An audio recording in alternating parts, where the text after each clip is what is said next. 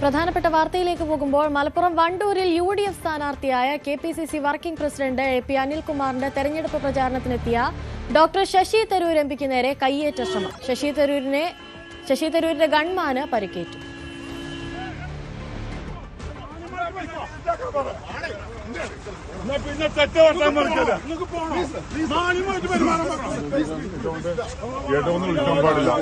വിളിക്കല്ലേ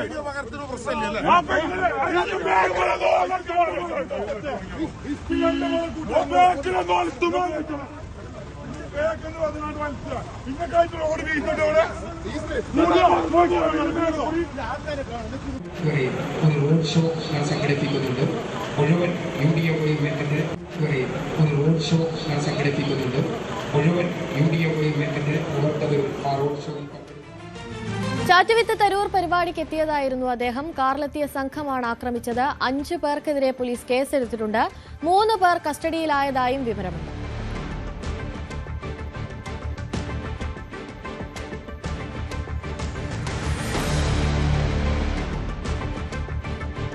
ശശി തരൂരാണെന്ന് പറഞ്ഞുകൊണ്ടാണ് അദ്ദേഹത്തെ ആക്രമിച്ചതെന്നാണ് AP Anilkumar news 18നോട് പറഞ്ഞത്. ആക്രമണത്തിന് പിന്നിൽ രാഷ്ട്രീയ താൽപര്യമുണ്ടെന്ന് സംശയിക്കുന്നുണ്ടെന്നും വണ്ടൂരിലെ UDF സ്ഥാനാർത്ഥിയും കെപിസിസി വർക്കിംഗ് പ്രസിഡന്റുമായ അനിൽകുമാർ വ്യക്തമാക്കി. നടു റോഡിൽ വെച്ച് എന്തുമാകാമെന്ന സ്ഥിതിയിലേക്ക് കേരളം പോകുന്നുവെന്ന നിലയിലാണെന്നും അനിൽകുമാർ പ്രതികരിച്ചു.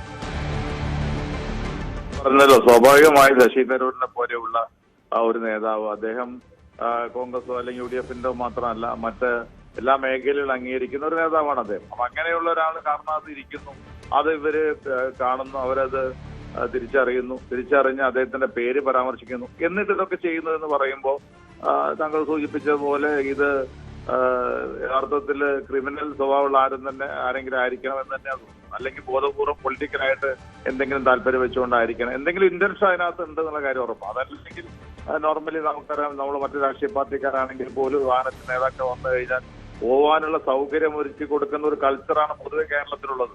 അതല്ല, നേതാക്കൾ വരുമ്പോൾ നമ്മുടെ പ്രതിപക്ഷമാണോ ഭരണപക്ഷമാണോ നോക്കിയിട്ട് അവരെ തടഞ്ഞിടുന്ന കൾച്ചറും നമുക്കില്ല. അപ്പൊ ഇത്തരം കാര്യങ്ങളിൽ നമ്മുടെ നട റോഡിലൂടെ യാത്ര ചെയ്യുന്ന സാധാരണക്കാർക്കായാലും നേതാക്കൾക്കായാലും ഇത്തരം അനുഭവങ്ങൾ ഉണ്ടായിക്കഴിഞ്ഞാൽ അതൊരു കീഴ്വഴക്കമായി മാറുന്ന സാഹചര്യം ഉണ്ടാവും. അതുകൊണ്ട് ശക്തമായ നടപടി, ആരാണ് എന്താണ് ഏത് രാഷ്ട്രീയ പാർട്ടിയാണോ എന്ന് നോക്കാതെ അതിലെ പ്രതികൾ ആരാണ് അവർക്കെതിരെ ശക്തമായ നടപടി എടുക്കുക എന്നുള്ളതാണ് ഏറ്റവും പ്രധാനപ്പെട്ട കാര്യം. ഞാൻ പറയുന്നത്, ഞാൻ അതിന് ശേഷം എന്റെ ഒരു പ്രോഗ്രാമിൽ പങ്കെടുക്കുന്നതിന് വേണ്ടിയിട്ടാണ് എന്റെ തെരഞ്ഞെടുപ്പ് പ്രചരണവുമായിട്ട് ബന്ധപ്പെട്ട അദ്ദേഹം വണ്ടൂരിലേക്ക് വരുന്ന വഴിയാണ് സംഭവിച്ചത്. അതുകൊണ്ട് തന്നെ അദ്ദേഹം പ്രോഗ്രാം കഴിഞ്ഞ് പോയ ഉടനെ ഞാൻ പോലീസ് ഉദ്യോഗസ്ഥന്മാരുമായിട്ട് ഞാൻ സംസാരിച്ചിരുന്നു. അപ്പൊ അവർ വളരെ ശക്തമായ നിലപാടെടുക്കും എന്നൊക്കെയാണ് എന്റെ അടുത്ത് പറഞ്ഞത്. പക്ഷെ ഏത് രീതിയിൽ പോയിട്ടുണ്ട് എന്നുള്ള കാര്യങ്ങൾ അറിയില്ല. എന്തായാലും പോലീസിന്റെ ഭാഗത്തുനിന്ന് നീതി നടപ്പാവും തന്നെ പ്രതീക്ഷിക്കുന്നത്. അല്ലാതെ വന്നു കഴിഞ്ഞാൽ തീർച്ചയായിട്ടും അതിനകത്ത് ശക്തമായ നിലപാട് ഞങ്ങളുടെ ഭാഗത്തുനിന്നുണ്ടായിരിക്കും. CV അനുമോദ് ചേരുന്നുണ്ട് കൂടുതൽ വിവരങ്ങളുമായി. Anumod, good morning. ഇന്നലെ ആയിരുന്നു ഈ ആക്രമണം ഉണ്ടായത്. നമുക്ക് ദൃശ്യങ്ങളിൽ നിന്ന് തന്നെ വ്യക്തമാണ്, ശശി തരൂരിന്റെ ഭാഗത്തു നിന്നോ അല്ലെങ്കിൽ അദ്ദേഹം സഞ്ചരിച്ചിരുന്ന വാഹനത്തിന്റെ ഭാഗത്തു നിന്നോ യാതൊരു തരത്തിലുള്ള പ്രകോപനങ്ങളും ഉണ്ടാകാതെയായിരുന്നു ഈ ഒരു ആക്രമണം നടന്നത്. ഒരു തരത്തിൽ കരുതിക്കൂട്ടി നടത്തിയ ഒരു ആക്രമണം പോലെ. ഈ ആക്രമണം നടത്തിയ ഈ സംഘത്തിന് പിന്നിൽ എന്തെങ്കിലും തരത്തിലുള്ള രാഷ്ട്രീയമുണ്ടോ? പ്രത്യേകിച്ച് തെരഞ്ഞെടുപ്പ് കാലഘട്ടം കൂടിയായ ഒരു സാഹചര്യത്തിലാണ് കരുതിക്കൂട്ടി നടത്തിയ ഒരു ആക്രമണമാണോ എന്ന തരത്തിലുള്ള ഒരു സംശയമൊക്കെ നിലനിൽക്കുന്നുണ്ട് അവിടെ. അനുശ്രീ, ഇന്നലെ രാത്രി 7:30 ഈ സംഭവം ഉണ്ടായത്. ഇദ്ദേഹത്തിന്റെ വാഹനം ബ്ലോക്കിൽപ്പെട്ട് കടന്നു പോകുന്നതിനിടെ ഹോൺ അടിച്ചതാണ് പ്രകോപനത്തിന് കാരണമായതെന്നാണ് അവിടുന്ന് ആദ്യം അറിയാൻ കഴിഞ്ഞത്. തുടർന്ന് ഇവർ വണ്ടി ശശി തരൂരിന്റെ വാഹനത്തിന് കുറുകെയിട്ട് അവിടെ മനഃപൂർവ്വം സംഘർഷം സൃഷ്ടിക്കുന്ന ഒരു സാഹചര്യമായിരുന്നു.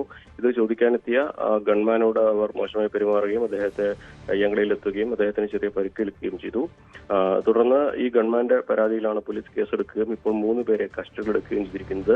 കാളികാവ് സ്വദേശിയായ മുജീബാണെന്നാണ് അതിൽ പ്രധാനപ്പെട്ട പേര്. ഇവിടെ രാഷ്ട്രീയം പരിശോധിച്ചുകൊണ്ടിരിക്കുകയാണ്. ഇടതുപക്ഷ അനുഭാവികളാണെന്ന സൂചനയാണ് നമുക്ക് പ്രദേശത്ത് നിന്ന് മനസ്സിലാക്കാൻ കഴിയുന്നത്. എന്താണെങ്കിലും ഇവരുടെ രാഷ്ട്രീയത്തെ കുറിച്ചുള്ളത് വളരെ പ്രധാനപ്പെട്ട ഒന്ന് തന്നെയാണ്.